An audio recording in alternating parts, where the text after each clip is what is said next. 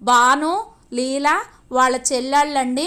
1/2 kilometre బురదలో లీల కాలు fracture అయినా సరే చక్కగా నడిచి వచ్చి దేవుడి కృపతో చాలా సంతోషంగా వాళ్ళ ఊరు వెళ్ళామన్న సంతోషమో లేకపోతే స్వామి దగ్గరికి వెళ్ళామన్న సంతోషమో తెలియదండి.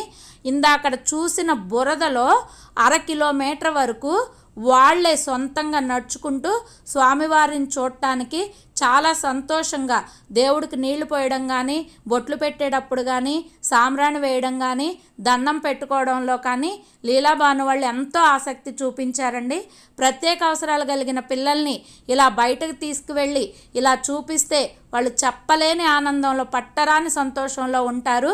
మా వారు గొడుగులు పట్టుకుని గాలి రాకోకుండా పాలు పొంగళ్ళు పెట్టేటప్పుడు పాలు పొంగించి పరవన్నం అంతా అయ్యే వరకు కూడా అలాగే గొడుగులు పట్టుకుని కూర్చుని అరగంటలో పాలు పొంగిచ్చాము.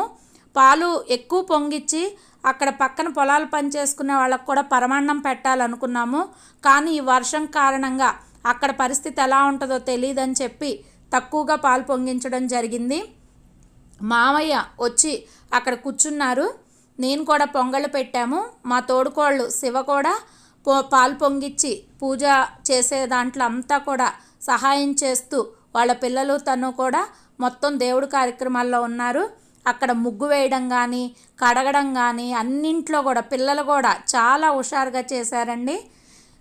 అంతేకాకుండా స్వామివారి విశిష్టత ఎంత విశిష్టత అంటే, నిన్న పడిన వానకి పోతురాజు స్వామి దిబ్బ దగ్గర అసలు పాలు పొంగళ్ళు చేసి దేవుడి దర్శనం చేసుకోవడం అనేది అంత కష్టమైన పని. కానీ మేము ఆయన సత్యమహిమ వల్ల అందరూ నడుచుకుంటా వెళ్ళి పొంగళ్ళు పెట్టి, మీరు చూశారు కదా ఇందాకడ నీళ్లు పోసి స్వామివారిని కడగడం కానీ, పసుపు రాసి బొట్లు పెట్టడం కానీ, అలాగే స్వామివారికి బట్టలు ధరించడం కానీ, స్వామివారికి పూలమాలలు ధరించడం కానీ చాలా చక్కగా జరిగిందండి. అంతేకాకుండా ఆ చేపించే ఆయన స్వామివారి రూపంలో వచ్చి తనంతా వివరించి చెప్పి చేయించుకున్నారేమో తెలియని వాళ్ళకి అని చెప్పి అనిపించింది. ఎందుకంటే ఆయన కనీసం 3 గంటలు 4 గంటలు మేము ఉపవాసం ఉండే వెళ్ళాము. మాకు నిన్న అక్కడ పూజ అయ్యేటప్పటికి 2:30 అయ్యింది. 2:30 వరకు కూడా మేము ఉపవాసంతోనే స్వామివారికి కడగడం కానీ, అలంకరణ కానీ, శుభ్రంగా తొడవడం కానీ ఏదైనా సరే మొత్తం కూడా మాకు 2 గంటల సేపు పట్టింది. అయినా సరే చాలా ఓపికతో చక్కగా పిల్లలు కానీ, మా అమ్మగారిని తీసుకెళ్ళాం. మా అమ్మగారు, మావయ్య అందరూ 74 వయసు అయినా మా అమ్మగారికి 62 పైన ఉన్నాయి. అయినా సరే వాళ్ళు ఏమాత్రం కూడా నీరసించకుండా బురదలో అయినా సరే చక్కగా దేవుడు మనకి దేవుడు యొక్క కృపా కటాక్షాలు అనేవి ఉంటే అంత బాగా జరిగిద్దేమో, దేవుడే మనకి శక్తినిస్తాడేమో అనిపించింది. లీలా చూడండి ఎలా తిరుగుతుందో, అసలు పట్టలేని ఆనందం. ఇద్దరు పిల్లలకి కూడా, అదిగోండి భాను కూడా ఎలా తిరుగుతుందో చూడండి.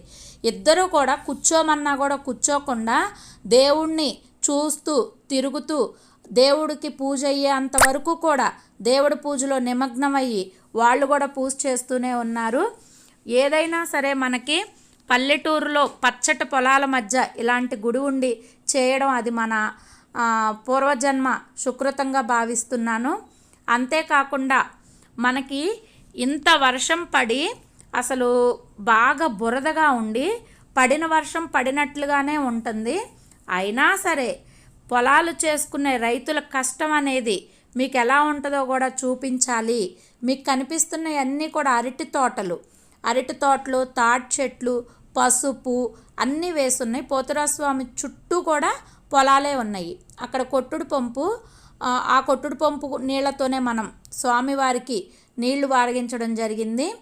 అసలు రైతులు ఇంత వర్షం పడి ఉన్నా సరే ట్రాక్టర్ వేసుకుని ఈ టైంలోనే మొక్కకి పిండేస్తే బలమంట.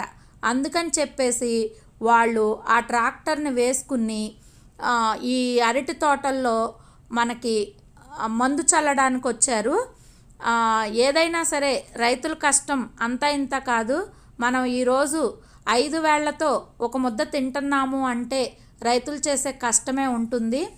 ఈ దేవుడు ఆ రైతులందరినీ కూడా చల్లగా వాళ్ళ వ్యవసాయం చేసుకుని ఎవ్వరూ కూడా బాధ చెందకుండా వాళ్ళు పండించుకున్న పంట వాళ్ళకి అక్కరకొచ్చే విధంగా వాళ్ళు ఏదైతే పండించుకున్నారో అది లాభం వచ్చే విధంగా ఈ స్వామివారు చూడ్డానికే అటు ఏటికి మధ్యలో పోతురాజు దిబ్బ అంటారు. ఈ పోతురాజు స్వామి వెలవడం అనేది జరిగింది. ఆ లంక గ్రామాల వాళ్ళందరినీ కూడా కాపాడతారు. చూడండి రైతులు ఎలా వర్షం పడి కాళ్ళ బురదుండి పైన ఇంకా వాన పడుతూనే ఉంది, సన్నటి జల్లు అయినా సరే ట్రాక్టర్లో మందు తీసుకొచ్చి వాళ్ళు మందు చల్లుతున్నారండి అరటి తోటలో. మనము రైతులు పడే కష్టం ఎంత ఉంది అనేది ఈ వీడియోలో కూడా చూపించాలి అని నేను ఈ వీడియో చేయడం జరిగింది. చూడండి పచ్చని అరటి తోట అండి. ఈ టైంలోనే మందు చల్లాలంట. వాళ్ళని నేను అడిగాను, ఎలా వచ్చింది, మేము నడవలేకపోయాము, కనీసం స్కూటర్ కానీ ఆటోలు కానీ ఏమీ రావు కదా అంటే ట్రాక్టర్తో వస్తుంది అని చెప్పి అన్నారు. ట్రాక్టర్ని తీసుకొచ్చి ఒక 5గురు ఆ పిండి కట్టను మొత్తం కూడా ఈ పసుపు తోట ప్లస్ అరటి కలిపి ఉన్నది దీనిలో ఈ పిండి వేయడం జరుగుతుంది. పోతురాజు స్వామికి ఈ మొక్కుబడి తీర్చుకోవటానికి వెళ్ళినందుకు మాకు చాలా సంతోషంగా ఉంది. అంతేకాకుండా ఈ పచ్చటి పొలాల మధ్య సిటీలో ఉండే ఈ అపార్ట్మెంట్లు, ఈ కరెంటు గాలి, ఫ్యాన్లు గాలి, ఇట్లా మనం అంతా కూడా ఆర్టిఫిషియల్గా ఉంటున్నాము. ఇలాంటి చోట ఉండడం అనేది మనకి చూడటానికి కళ్ళు రెండు చాలడం లేదు. ఇంత పచ్చటి వాతావరణం ఈ ట్రాక్టరే వేసుకుని తీసుకొచ్చారు పిండి కట్లు మందు చల్లటానికి. కాబట్టి మనకి గ్రామదేవతలు మన గ్రామాలను కాపాడడానికే ఉంటారు. దానిలో పోతురాజు స్వామి కూడా ఒకరు. ఈ పోతురాజు స్వామి దర్శించడం చాలా సంతోషంగా ఉంది. మామయ్య కూర్చున్నారు, లీలా కూర్చుంది, మా అమ్మగారు కూడా నుంచున్నారు. మా మరిది అక్కడ చెట్టు ఉండేదండి, సీతం చెట్టు, అది కొంచెం ఫైర్ అయ్యి మాడిపోయిందంట. బాను నడుస్తుంది స్వామివారికి అడిగిన నీళ్ళల్లో. ఇక్కడ పాలు పొంగళ్ళు పెట్టుకున్నాము.